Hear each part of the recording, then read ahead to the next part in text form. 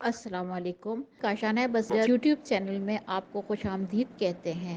یہ انتہائی مستند کتاب من لا یحضر الفقی آپ کی خدمت میں سیدہ نگہت زہرا بنت سید مسعود حسن نقوی کے ایصال ثواب کے لیے ان کے خاندان کی جانب سے بذریعہ کاشانہ بصیرت یوٹیوب چینل پیش کی جا رہی ہے. آپ سے گزارش ہے کہ آپ 3 دفعہ درود، 1 دفعہ الحمد، 3 دفعہ قل هو اللہ اور 3 دفعہ درود پڑھ کے 4 معصومین کو ہدیہ کریں اور اس کے وسیلے سے جو ثواب ملے وہ سیدہ نگہت زہرا بنت سید مسعود حسن رضوی کو بخش دیں. آپ سے گزارش ہے کہ اگر آپ نے ہمارے چینل کو سبسکرائب نہیں کیا ہے تو اس کو سبسکرائب کریں تاکہ چینل میں موجود 100 سے زائد انتہائی مستند کتب اور آنے والی مستند کتابوں سے آپ استفادہ کر سکیں. اگر آپ چاہتے ہیں کہ آپ بھی کسی کتاب میں اپنے کسی مرحوم کا نام شامل کروائیں یا کسی بیمار کے لیے دعا کے لیے کہیں تو آپ کومنٹ باکس میں اس کا نام چھوڑ دیں تو انشاءاللہ ہم اس کو بھی ایڈ کریں گے. التماس سے دعا، امید ہے کہ آپ بھی ہمارے اس کاروان کا حصہ بنیں گے. بسم اللہ الرحمن الرحیم. السلام علیکم سامعین، یہ ہے کاشانہ بصیرت کا یوٹیوب چینل اور جس کتاب کو ہم آج کل مل کر پڑھ رہے ہیں وہ ہے من لا یحضر الفقی جلد دوئم، اور یہ ہے ریڈنگ کا پارٹ نمبر 10. اور اس ریڈنگ کی نشست میں ہم جو کچھ ٹاپکس پڑھنے جا رہے ہیں، آئیے آغاز میں تھوڑا سا آپ کو بتاتی چلوں کہ پہلی جو ہم ہیڈنگ پڑھیں گے باب وہ ہے کہ وہ وقت جب روزے دار پر کھانا پینا حرام ہو جاتا ہے اور نماز صبح پڑھنا جائز ہوتا ہے. اس کے بعد ہم پڑھیں گے جو ٹاپک وہ ہے مرض کی وہ حد کہ مریض روزہ ترک کر دے. پھر ہم جانیں گے وہ احادیث جو بوڑھے جوان حاملہ عورت اور دودھ پلانے والی عورت کے متعلق وارد ہوئی ہیں کہ جو روزے کی طاقت نہیں رکھتے. پھر یہ ٹاپک ہم نے آپ تک بتایا. اس کے بعد آگے چلیں گے روزے دار کو افطار کرانے کا ثواب. پھر سحری کھانے کا ثواب بھی جانیں گے. پھر ایک مستحب روزے رکھتا ہے جبکہ اس پر کچھ فرض روزے واجب الادا ہیں، اس ہیڈنگ کے مطابق دیکھیں گے. اور پھر ماہ رمضان میں نماز، اس حوالے سے ہم دیکھتے ہیں کہ ہم اور کیا کچھ اس سے آگے پڑھ سکتے ہیں. ہو سکتا ہے کہ ہم یہ جو ٹاپک ہے کہ ماہ رمضان میں سفر کرنے کی کراہت کے متعلق احادیث یہ بھی پڑھ سکیں. لیکن چلیے پہلے آغاز کرتے ہیں. جو کچھ رہ جائے گا ہم 35 منٹس کے بعد جو کچھ رہ جائے گا وہ انشاءاللہ اگلی نشست میں جان لیں گے. تو آئیے باقاعدہ ریڈنگ کا آغاز کرتے ہیں. ٹاپک ہے کہ وہ وقت جب روزے دار پر کھانا پینا حرام ہو جاتا ہے اور نماز صبح پڑھنا جائز ہوتا ہے. اور اس میں سب سے پہلے حدیث نمبر 1936. آپ کو علم ہے کہ ہم اب تک 1935 احادیث جان چکے ہیں مختلف ٹاپکس کے اوپر، جو اگر آپ اس حوالے سے من لا یحضر الفقی کے جلد اول جب ہم نے پڑھنا شروع کیا تھا اس وقت سے یہ احادیث کی کاؤنٹنگ سٹارٹ ہوئی ہے. تو اب ہم پہنچے ہیں حدیث نمبر 1936، جبکہ یہ ہم کتاب کے جلد دوم پہ آ گئے ہیں. 1936 عاصم بن حمید نے ابھی بصیر لیس لام یہ سے مرادی سے روایت کی ہے کہ اس کا بیان ہے کہ ایک مرتبہ میں نے حضرت امام جعفر صادق علیہ السلام سے دریافت کیا کہ روزے دار پر کھانا پینا کس وقت سے حرام ہو جاتا ہے اور نماز فجر پڑھنا جائز ہوتا ہے. تو آپ علیہ السلام نے فرمایا کہ جب فجر جو ایک سفید چادر کی مانند ہوتی ہے تالے ہو جائے، تو الف لام عین تالے ہو جائے تو اس وقت سے روزے دار پر کھانا پینا حرام ہو جاتا ہے اور اس کے لیے نماز فجر پڑھنا جائز ہوتا ہے. میں نے عرض کیا ہم لوگوں کے لیے طلوع آفتاب تک نماز فجر کے لیے وقت نہیں ہے، سوال ہے یہاں پر یہ. تو آپ علیہ السلام نے فرمایا کہ ارے تم کہاں جا رہے ہو، وہ تو بچوں کے لیے وقت ہے. تو آئیے آگے چلتے ہیں. اگلی حدیث 1937 لکھا ہے ابو بصیر نے ان دونوں ائمہ علیہم السلام میں سے کسی ایک سے روایت کی ہے کہ قول خدا کے متعلق، قول خدا جو ہے وہ سورہ بقرہ کی آیت نمبر 187 ہے. آئیے اس کا ترجمہ بھی ساتھ ساتھ پڑھتے ہیں کہ اور کھاؤ پیو یہاں تک کہ صبح کی سفید دھاری رات کی کالی دھاری سے الگ نمایاں ہو جائے. یہاں پہ ترجمہ مکمل ہوا. تو انہوں نے اس قول خدا کے متعلق کہا تو آپ علیہ السلام نے فرمایا کہ یہ آیت خوات خے واو الف تے اور الف کے اوپر تشدید سی محسوس ہوتی نظر آ رہی ہے، بہت چھوٹی ہے، بن جبیر انصاری کے متعلق نازل ہوئی ہے۔ اب اس حوالے سے یہاں پر حاشیے میں بتایا ہوا ہے کہ اخوات کو شیخ نے اصحاب امیر المومنین کے راویوں میں شمار کیا ہے اور وہ بدری تھے اور اسد الغابہ میں ہے۔ خوات بن جبیر رسول اللہ صلی اللہ علیہ وآلہ وسلم کے ساتھ بدر کے لیے نکلے تو انہیں صفرہ صاد فیر الف حمزہ لاحق ہو گیا اور وہ اپنی پنڈلی پتھر پر مار رہے تھے، چنانچہ وہ واپس ہو گئے۔ البتہ رسول اللہ صلی اللہ علیہ وآلہ وسلم نے انہیں غنیمت میں حصہ دیا، اور ابن اسحاق کہتے ہیں کہ خوات بدر میں شریک نہیں ہوئے، لیکن رسول اللہ صلی اللہ علیہ وآلہ وسلم نے غنیمت میں اصحاب بدر کے ساتھ انہیں بھی حصہ دیا۔ یہ ہم نے جان لیا جو کچھ اس حوالے سے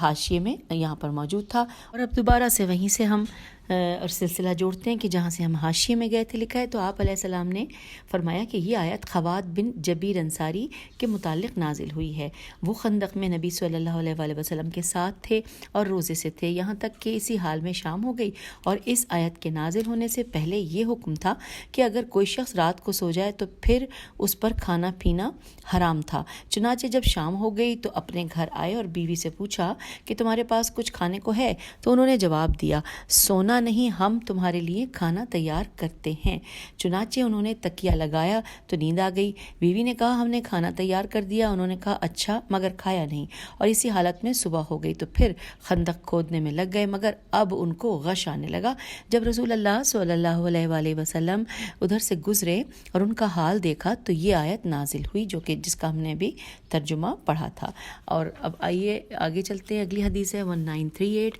اور حضرت امام جعفر صادق علیہ السلام نے خیط الابیض میں، الخیط الاسود میں الفجر کے متعلق سوال ان سے کیا گیا تو آپ علیہ السلام نے فرمایا کہ دن کی سفیدی رات کی سیاہی سے۔ حوالہ دیکھ لیتے ہیں، لکھا ہے شیخ تہذیب میں اور کلینی نے جلد 4 صفحہ 98 پر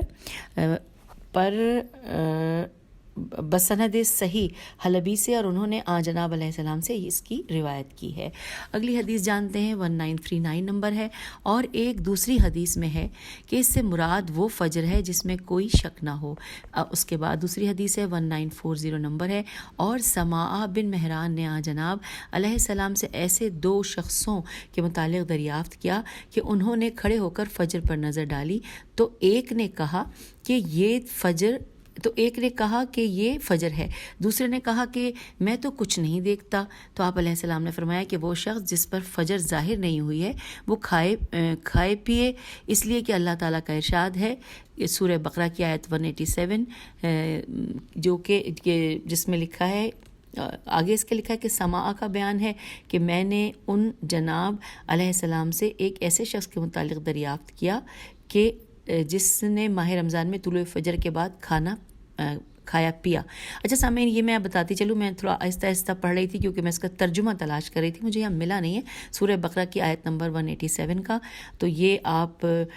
وہاں سے دیکھ لیجئے گا، یا ہم اس کو پڑھتے ہیں تو یہ میرے خیال ہے ترجمہ ہی ہے کہ سماع کا بیان ہے، کہ لیکن بیان اس طرح آتا نہیں ہے قرآن پاک کے جو آیات ہیں۔ چلیے ہم پڑھتے ہیں۔ میں نے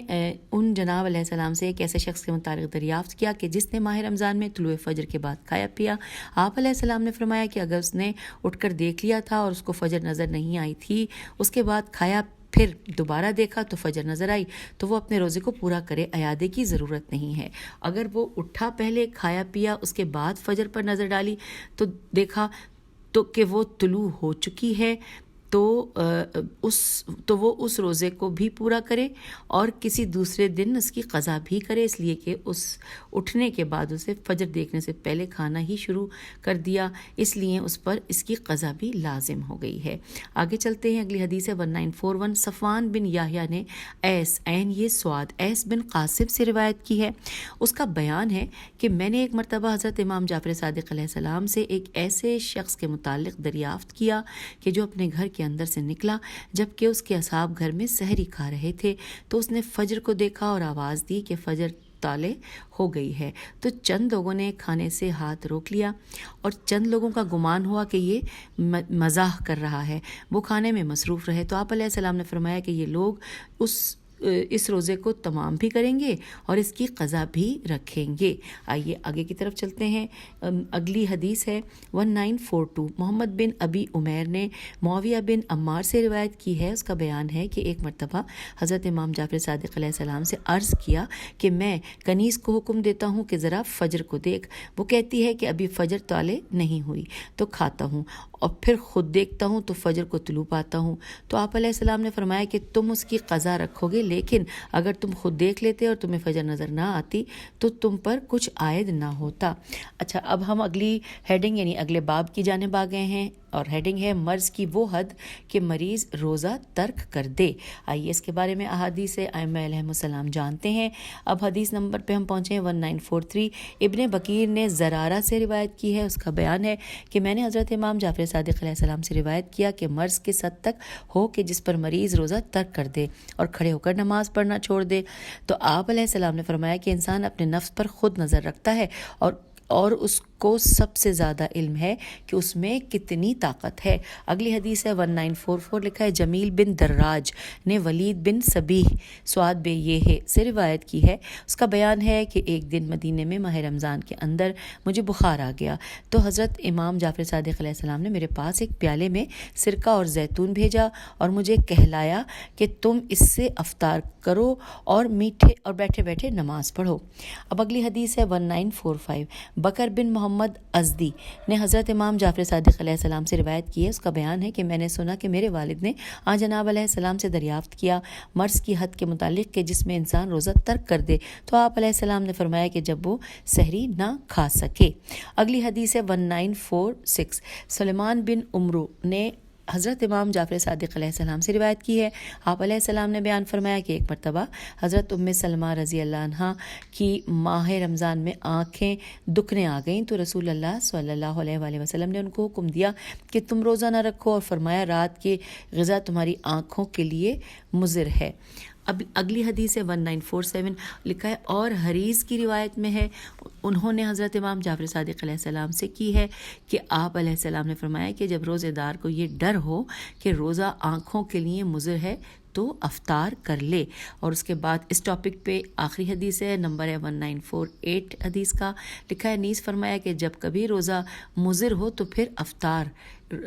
واجب ہے، یعنی کہ روزہ نہ رکھنا واجب ہے، بریکٹ میں لکھا ہوا ہے۔ اس کے بعد اگلا ٹاپک ہے باب۔ اب میں پہلے آپ کو ہیڈنگ پڑھ کے بتا دوں کہ وہ احادیث جو بوڑھے جوان حاملہ عورت اور دودھ پلانے والی عورت کے متعلق وارد ہوئیں کہ جو روزے کی طاقت نہیں رکھتے۔ اگلی حدیث ہے 1949، لکھا ہے الا، عین لام الف ہے، ہو سکتا ہے اس کو الا پڑھے یا الا پڑھے، اس لیے میں نے ہجے کر دی ہے کہ آپ لوگ مجھ سے بہتر سمجھ سکتے ہیں۔ الا نے محمد بن مسلم سے روایت کی ہے۔ اس کا بیان ہے کہ میں نے حضرت امام جعفر صادق علیہ السلام کو فرماتے ہوئے سنا، آپ علیہ السلام فرما رہے تھے بہت بوڑھا شخص اور وہ کہ جس کو پیاس کا مرض ہے، ان کے لیے کوئی حرج نہیں اگر وہ ماہ رمضان میں روزہ نہ رکھیں اور ہر دن کے روزے کے بدلے ایک مد کھانا تصدق کر دیں، اور ان پر کوئی قضا بھی لازم نہ ہوگی، اور اگر وہ ایک مد یومیہ بھی تصدق نہ کر سکتے ہوں تو بھی ان کے اوپر کچھ ذمہ داری نہیں ہے۔ اگلی حدیث کا نمبر ہے 1950، عمار بن موسیٰ نے حضرت امام جعفر صادق علیہ السلام سے روایت کی ہے ایک ایسے شخص کے متعلق جس کو اتنی پیاس لگتی ہے کہ وہ ڈرتا ہے کہ کہیں جان نہ نکل جائے، تو آپ علیہ السلام نے فرمایا کہ وہ اتنا پی لے کہ جس سے اس کی جان باقی رہے، خوب سیر ہو کر نہ پیے۔ اگلی حدیث کا نمبر ہے 1951، اور ابن بکیر کی روایت میں ہے کہ اس نے حضرت امام جعفر صادق علیہ السلام سے اللہ تعالیٰ کے اس قول، یہ جو قول سورہ بقرہ کی آیت نمبر 184 ہے اور اس کا ترجمہ یہاں موجود ہے، آئیے پڑھتے، لکھا ہے کہ اور وہ لوگ جو بڑی مشکل سے روزہ رکھ سکتے ہوں اور نہ رکھیں تو ہر روز روزے کے بدلے ایک مسکین کو کھانا کھلانا واجب ہے۔ اس کے یہاں پہ ترجمہ مکمل ہوا، لکھا ہے اس کے متعلق دریافت کیا گیا تو آپ علیہ السلام نے فرمایا کہ وہ لوگ جو روزے کی طاقت نہیں رکھتے تھے، رب بڑھاپے کی وجہ سے یا پیاس کے مرض کی وجہ سے یا اس طرح کی کسی اور وجہ سے روزہ نہ رکھ سکتے ہوں تو ان پر ہر دن کے بدلے ایک مد کھانا تصدق کرنا واجب ہے۔ اب اگلی حدیث ہے 1952 اولا العین لام الف حمزہ نے محمد بن مسلم سے، اور انہوں نے حضرت امام محمد باقر علیہ السلام سے روایت کی ہے. اس نے کہا کہ میں نے آج جناب علیہ السلام کو فرماتے ہوئے سنا کہ وہ فرما رہے تھے کہ حاملہ عورت جس کا وضع حمل قریب ہو اور وہ دودھ پلانے والی عورت کہ جس کے دودھ کم ہو، اور ان دونوں کے لیے کوئی حرج نہیں کہ اگر وہ رمضان میں روزہ نہ رکھیں، کیونکہ ان دونوں میں روزہ کی تاب نہیں ہے، اور ان پر واجب ہے کہ جن دنوں میں وہ روزہ نہ رکھیں ان میں سے ہر دن کے بدلے ایک مد طعام صدقہ کریں، اور ان دونوں پر ہر روز کی جس میں روزہ نہیں رکھا ہے بعد میں قضا ہے. اس کے بعد اگلی حدیث ہے 1953 عبد الملک بن عتبہ عین تے بے عتبہ ہاشمی نے حضرت امام ابو الحسن علیہ السلام سے ایسے شخص کے متعلق جو بہت بوڑھا ہے اور ایسی عورت کے متعلق جو بہت بوڑھی ہو چکی ہے جو ماہ رمضان کا روزہ نہیں رکھ سکتی دریافت کیا. تو آپ علیہ السلام نے فرمایا کہ وہ ہر روز کے بدلے ایک مد گیہوں تصدق کر دیں. اب یہاں پر اگلی ہیڈنگ کی جانب ہم آ گئے ہیں، اور وہ ہے باب کہ جس کی ہیڈنگ ہے کہ روزے دار کو افطار کرانے کا ثواب. حدیث نمبر 1954 ابو الصبح کنانی نے حضرت امام جعفر صادق علیہ السلام سے روایت کی ہے کہ آپ علیہ السلام نے فرمایا جو شخص کسی روزے دار کو افطار کرائے گا اس کو اتنا ہی ثواب ملے گا جتنا خود روزے دار کو روزے رکھنے کا ثواب ملے گا. اگلی حدیث کا نمبر ہے 1955. حضرت امام جعفر صادق علیہ السلام بیان فرماتے ہیں کہ ایک مرتبہ صدیر سین پہ پیش ہے، سدیر نام ہے. سدیر ماہ رمضان میں میرے پدر بزرگوار کی خدمت میں آئے، اور تو آپ علیہ السلام نے فرمایا کہ اے سدیر، سین دال یہ رے صدیر یا سدیر، تمہیں معلوم ہے یہ کون سی راتیں ہیں؟ تو انہوں نے عرض کیا کہ جی ہاں، میں آپ علیہ السلام پر قربان یہ ماہ رمضان کی راتیں ہیں. مگر آپ علیہ السلام نے یہ کیوں پوچھا؟ تو میرے والد نے فرمایا کہ کیا تم ان کی تمام راتوں میں سے ہر ایک کے اندر اولاد اسماعیل علیہ السلام میں سے 10 غلام آزاد کرانے کی قدرت رکھتے ہو؟ تو صدیر نے کہا کہ میرے ماں باپ آپ علیہ السلام پر قربان، میرے پاس اتنا مال تو نہیں ہے. تو آپ علیہ السلام اس میں سے ایک ایک کم کر کے پوچھتے گئے یہاں تک کہ ایک غلام تک پہنچ گئے، اور ہر مرتبہ صدیر یہ عرض کرتے گئے کہ انہیں مجھ میں اتنی قدرت نہیں ہے. تو آپ علیہ السلام نے فرمایا کہ کیا تم میں اتنی قدرت نہیں کہ ہر شب ایک روزے دار مسلمان کو افطار کراؤ؟ تو صدیر نے عرض کی کہ جی ہاں، ایک تو نہیں بلکہ 10 کو افطار کرا سکتا ہوں. تو میرے والد نے کہا میرے کہنے کا مقصد بھی یہی تھا کہ اے صدیر، تمہارا اپنے برادر مسلم کو افطار کرانا اولاد اسماعیل علیہ السلام میں سے ایک غلام آزاد کرانے کے برابر ہے. اب اگلی حدیث پڑھتے ہیں 1956. موسیٰ بن بکر نے حضرت امام ابو الحسن علیہ السلام سے روایت کی ہے کہ جناب علیہ السلام نے فرمایا کہ تمہارا اپنے روزے دار بھائی کا افطار کرانا خود تمہارے روزہ رکھنے سے افضل ہے. اگلی حدیث کا نمبر ہے 1957. اور حضرت امام علی ابن الحسین علیہ السلام جس دن روزہ رکھتے تو حکم دیتے اور ایک بکری ذبح کی جاتی اور اس کا گوشت بنا کر اسے پکایا جاتا. جب شام ہوتی تو آپ علیہ السلام اس دیگچے پر جھک جاتے یہاں تک کہ روزے کی حالت میں اس کے شوربے کی خوشبو آپ کی ناک تک پہنچتی. پھر فرماتے اچھا پیالے لاؤ اور اس پیالے میں فلاں کے گھر لوگوں کے لیے اور اس پیالے میں فلاں کے گھر والوں کے لیے بھرو. پھر آپ علیہ السلام کے لیے روٹی اور کھجور لائی جاتی اور آپ علیہ السلام اس سے افطار کرتے. اگلی حدیث ہے 1958 نمبر. نبی صلی اللہ علیہ وآلہ وسلم نے فرمایا کہ جو شخص اس مہینے میں کسی روزے دار مومن کو افطار کرائے گا تو اللہ تعالیٰ اس کے نزدیک اس کے لیے اس کا ثواب ایک غلام آزاد کرانے اور اس کے گزشتہ گناہوں کی مغفرت ہے. حوالے میں جانتے ہیں لکھا ہے کہ یہ اس خطبے کا جز ہے کہ جو رسول اللہ صلی اللہ علیہ وآلہ وسلم نے شعبان کے آخری جمعے میں دیا تھا. تو ساتھ ساتھ لکھا ہے کہ پھر تو آپ صلی اللہ علیہ وآلہ وسلم نے عرض کیا گیا کہ یا رسول اللہ صلی اللہ علیہ وآلہ وسلم، ہم میں سے ہر ایک میں تو یہ قدرت نہیں کہ ایک روزے دار کو افطار کرائے. تو آپ صلی اللہ علیہ وآلہ وسلم نے فرمایا اللہ بڑا کریم ہے، تم میں سے اگر کوئی ایک پیالہ دودھ میں ملے ہوئے پانی کی بھی قدرت رکھتا ہے اور اس سے وہ کسی روزے دار کو افطار کرا دے یا صرف ایک گھونٹ آب شیریں سے یا چند کھجوروں سے تو اللہ تعالیٰ اس کو بھی وہی ثواب عطا کرے گا. اور اب اگلی ہیڈنگ ہے باب سحری کھانے کا ثواب، آئیے اس کے متعلق پڑھتے ہیں۔ حدیث نمبر 1959، رسول اللہ صلی اللہ علیہ وآلہ وسلم نے ارشاد فرمایا، سحری کھانے میں برکت ہے، میری امت سحری کھانا ہرگز نہ چھوڑے، خواہ وہ ایک خشک کھجور کا ناکارہ ٹکڑا ہی کیوں نہ ہو۔ اور یہاں پر حوالہ ہے کہ کافی میں اسے روایت کیا ہے علی نے اپنے والد سے، انہوں نے نوفلی سے، انہوں نے سکونی سے، انہوں نے امام جعفر صادق علیہ السلام سے، انہوں نے اپنے آباء علیہ السلام سے کہ رسول اللہ نے یہ فرمایا، یہ جو ہم نے ابھی پڑھا۔ تو پھر آگے چلتے ہیں، اگلی حدیث ہے 1960 کہ ایک مرتبہ سماعہ نے حضرت امام جعفر صادق علیہ السلام سے روزے کا ارادہ کرنے والے کے لیے سحری کھانے کے متعلق دریافت کیا، تو آپ علیہ السلام نے فرمایا، ماہ رمضان میں سحری کھانے کی بڑی فضیلت ہے، خواہ ایک گھونٹ پانی ہی کیوں نہ ہو، لیکن مستحب روزوں میں اگر کوئی سحری کھانا پسند کرتا ہے تو کھائے اور چاہے تو نہ کھائے، کوئی حرج نہیں ہے۔ اگلی حدیث ہے 1961 اور ابو بصیر نے آج جناب علیہ السلام سے روزے دار کے لیے سحری کھانے کے متعلق دریافت کیا کہ کیا روزے دار کے لیے سحری کھانا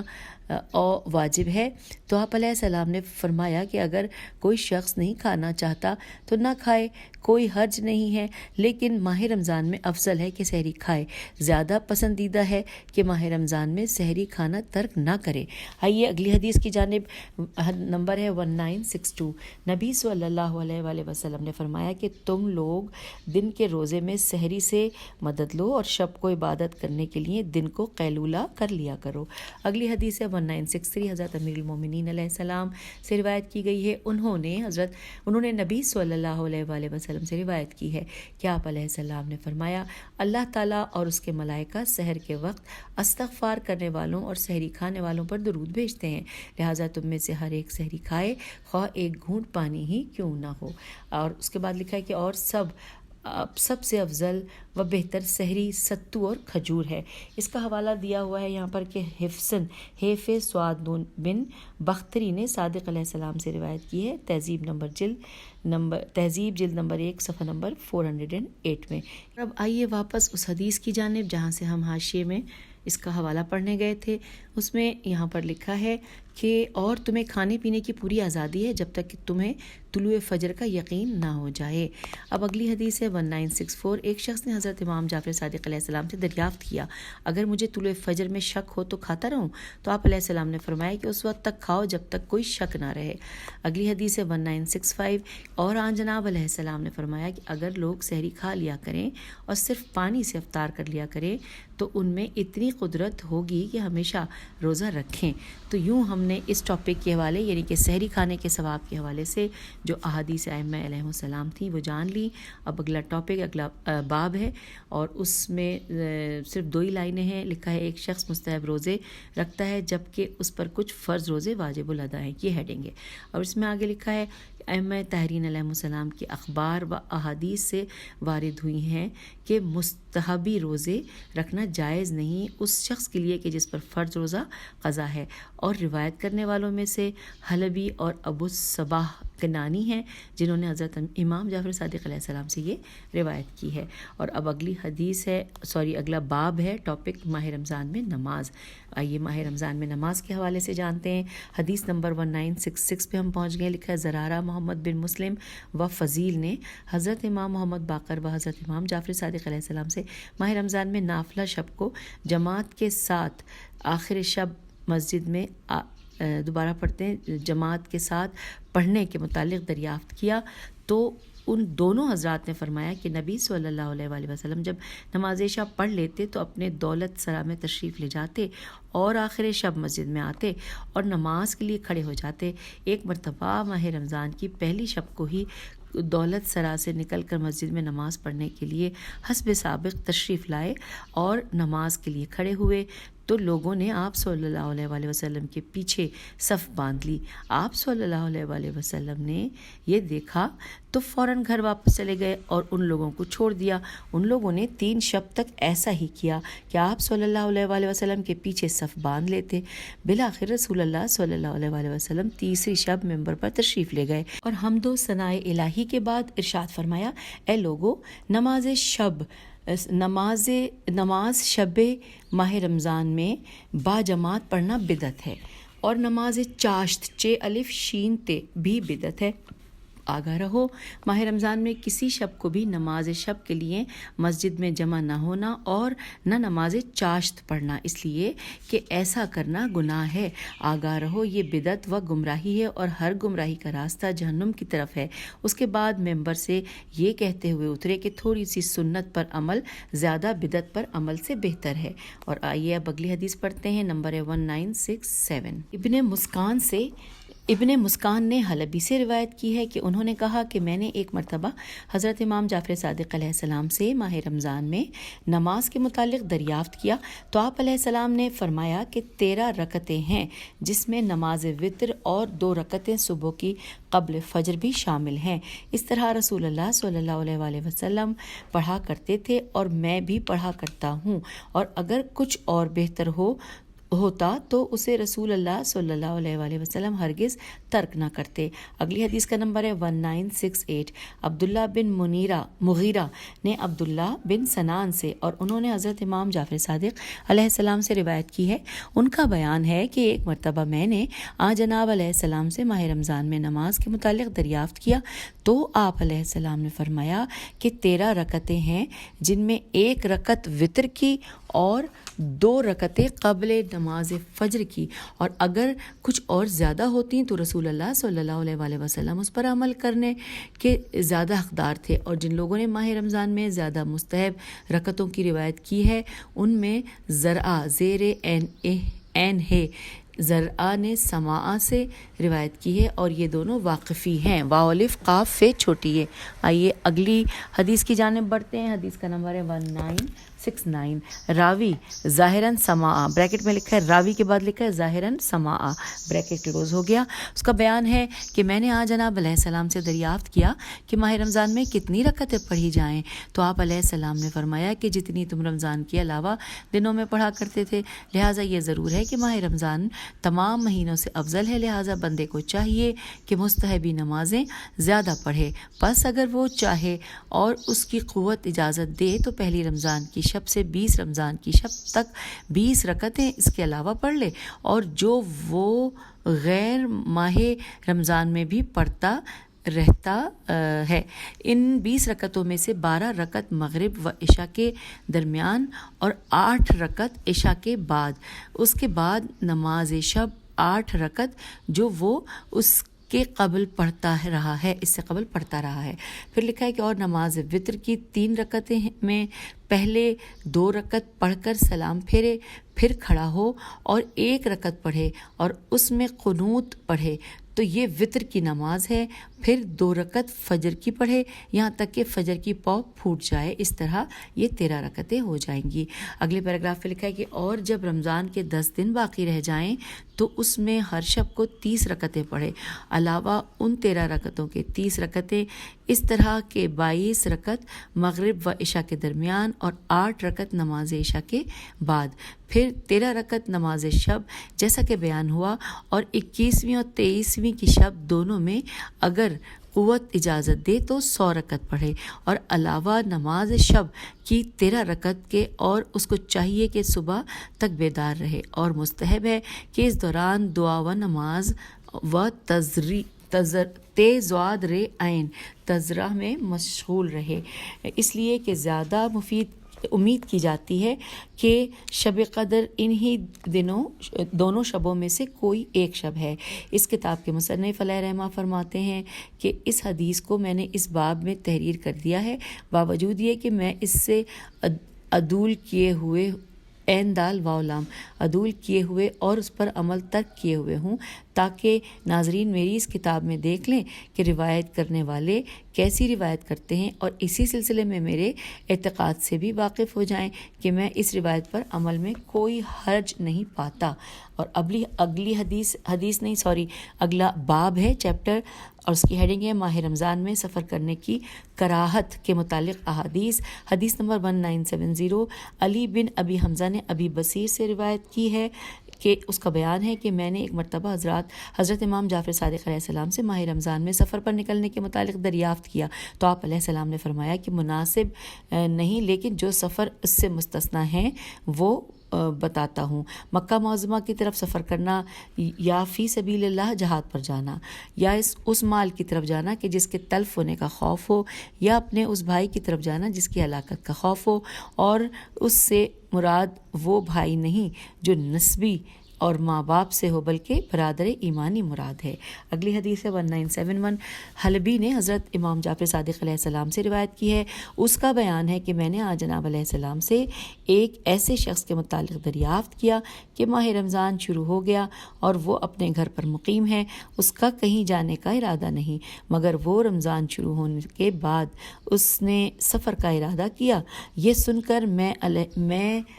سن کر آپ علیہ السلام خاموش رہے۔ میں نے کئی مرتبہ دریافت کیا تو آپ علیہ السلام نے فرمایا کہ اس کے لیے افضل و بہتر کہ گھر پر مقیم رہے، مگر یہ کہ اس کو کوئی ضروری کام ہو کہ جس کے لیے سفر لازم ہو، یا اس کو اپنے کسی مال کے تلف ہونے کا ڈر ہو۔ اس کتاب کے مصنف علیہ رحمہ فرماتے ہیں کہ ماہ رمضان میں سفر کے سے منع کرنا کراہت کی بنا پر ہے، حرام کی بنا پر نہیں، اور گھر پر مقیم رہنا اس لیے بہتر ہے کہ روزے میں قصر نہ کرنا پڑے۔ آئیے اگلی حدیث کی جانب 1972 لکھا ہے کہ اولا عین لام الف حمزہ نے محمد بن مسلم سے، انہوں نے امام محمد باقر علیہ السلام سے روایت کی ہے کہ جناب علیہ السلام سے ایک ایسے شخص کے متعلق دریافت کیا گیا کہ جو اپنے گھر مقیم ہے، ماہ رمضان میں اس کو سفر درپیش ہوا جبکہ ماہ رمضان کے چند دن گزر بھی چکے ہیں۔ آپ علیہ السلام نے فرمایا کہ کوئی حرج نہیں، وہ سفر کرے اور افطار کرے اور روزہ نہ رکھے، اور یہی روایت ابان بن عثمان نے بھی حضرت امام جعفر صادق علیہ السلام سے ہی کی ہے۔ آئیے اگلی حدیث کی جانب 1973 نمبر ہے، لکھا ہے حضرت امام جعفر صادق علیہ السلام سے ایک ایسے شخص کے متعلق دریافت کیا گیا کہ جو اپنے بھائی کو رخصت کرنے کے لیے اس کے ساتھ 2 یا 3 دن کی مسافت تک گیا۔ آپ علیہ السلام نے فرمایا کہ اگر رمضان کا مہینہ ہے تو افطار کرے، تو دریافت کیا گیا کہ افضل و بہتر کیا ہے، گھر میں مقیم رہے اور روزہ رکھے یا اپنے بھائی کو رخصت کرنے جائے؟ تو آپ علیہ السلام نے فرمایا کہ وہ اپنے بھائی کو رخصت کرنے جائے، اگر وہ رخصت کرنے جائے گا تو اللہ تعالیٰ اس سے روزہ گھٹا لے گا۔ اگلی حدیث ہے جو کہ اس ٹاپک کے اوپر آخری حدیث ہے 1974 کہ وشنا واو شین نون الف حمزہ، وشنا نے حماد بن عثمان سے روایت کی ہے، اس کا بیان ہے کہ میں نے حضرت امام جعفر صادق علیہ السلام سے عرض کیا کہ ماہ رمضان میں میرے پاس اصحاب میں سے ایک شخص کی خبر مقام آوس الف عین واو سین بریکٹ میں ہے، مقام آوس کا ساتھ لکھا ہے کہ جو مدینے سے چند میل کے فاصلے پر ہے، بریکٹ کلوز ہو گیا۔ تو پھر دیکھتے ہیں کہ ایک شخص کی خبر مقام آوس سے آئی کہ کیا میں اس سے جا کر ملوں اور روزہ چھوڑ دوں؟ تو آپ علیہ السلام نے فرمایا ہاں، اس سے جا کر ملاقات کرو اور روزہ چھوڑ دو۔ میں نے عرض کیا کہ میں اس کے پاس جا کر ملاقات کروں اور روزہ چھوڑ دوں، کیا گھر پر مقیم رہوں اور روزہ رکھوں؟ تو آپ علیہ السلام نے فرمایا اس سے ملاقات کرو اور روزہ چھوڑ دو۔ یوں ہم نے اس ٹاپک پر کہ جس کی ہیڈنگ تھی کہ ماہ رمضان میں سفر کرنے کی کراہت کے متعلق احادیث، ہم نے یہاں پر بھی مکمل جان لیا، اور اس نشست سے اجازت چاہتی ہوں، لیکن ساتھ ساتھ آپ کو اپنے ہم مزاج کے مطابق آگے کے کچھ جو کہ ہم پڑھنے جا رہے ہیں اور ساتھ ساتھ ہی وہ بھی اپلوڈ ہو جائے گا، کہ بتا دوں ٹاپکس کہ ہم کن ٹاپکس کے بارے میں جانیں گے۔ سفر میں روزہ قصر کرنا واجب ہے، یہ ہیڈنگ ہے، پھر ہے سفر میں مستحب روزے، پھر اس کے بعد اگلا چیپٹر ہوگا حیضہ اور استحاضہ کا روزہ، اور اس کے بعد ہے ماہ رمضان کے روزوں کی قضا، ان کے بارے میں بھی ہم جانیں گے، اور اگر اس کے بعد ٹائم ہوا تو میت کے قضا روزے کے بارے میں، اور نظر کے روزے کا کفارہ، اور اجازت سے روزہ، یہ تمام چیزیں ہم پڑھیں گے، کیونکہ یہ سب اگلے چیپٹرز، اگلے باب اور اگلی ہیڈنگز ہیں جو کہ میں نے آپ کی سماعتوں کی نظر دیں۔ اب اس نشست سے میں سیمی زوار اجازت چاہتی ہوں، پھر ملتے ہیں انشاءاللہ۔ خدا حافظ، فی امان اللہ۔